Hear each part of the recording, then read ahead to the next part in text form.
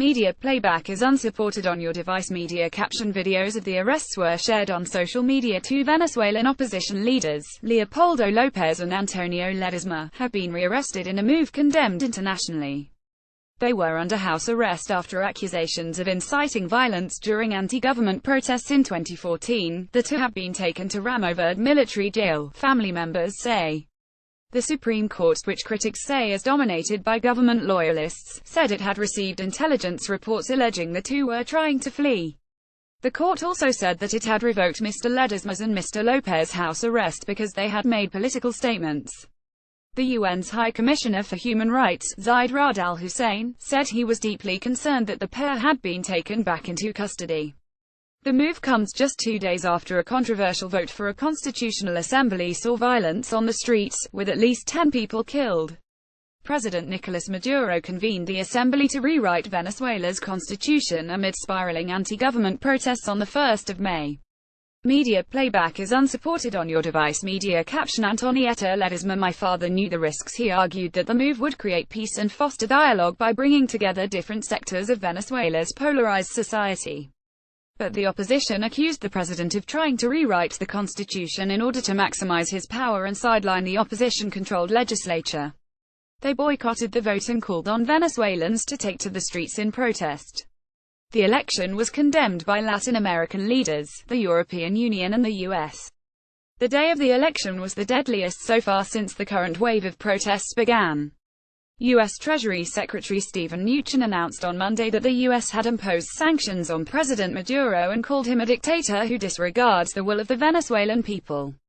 Taken away: Amar Lopez was taken from his home at 12:27 local time 0427 GMT on Tuesday. His wife, Lilian Tintori, wrote on Twitter.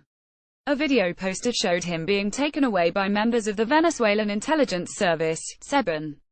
Lilian Tintori wrote that she would hold President Nicolas Maduro responsible if something were to happen to her husband. The daughter of Mr. Ledesma, Vanessa Ledesma, also posted a video of her father, wearing pajamas, being taken away by the SEBIN. Image caption: Mr. Ledesma's wife, Mitzi Capriles, said her husband's detention was an attempt to break them. A woman can be heard shouting, "They're taking Ledesma! They're taking Ledesma!" Dictatorship. The European Union criticized the detentions as a step in the wrong direction, and Chile's foreign minister said they sent an abysmal signal. The US also condemned the arrests. Republican Senator Marco Rubio noted that U.S. Vice President Mike Pence has spoken to Mr. Lopez last Friday, and characterized the arrests as a response to the sanctions placed on Mr. Maduro.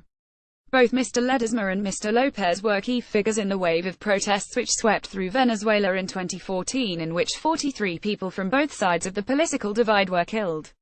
They have played a less prominent role in the most recent protests because they have been under house arrest, but their video messages still get reported and shared widely on opposition websites. Leopoldo Lopez, 46-year-old leader and founder of the Venezuelan opposition People's Will Volunteered Popular Party, sentenced to 13 years and 9 months in jail in September 2015 for incitement to violence, has always denied any wrongdoing. His wife heads an international campaign for his release, released from military prison and put under house arrest on 8 July 2017 for health reasons.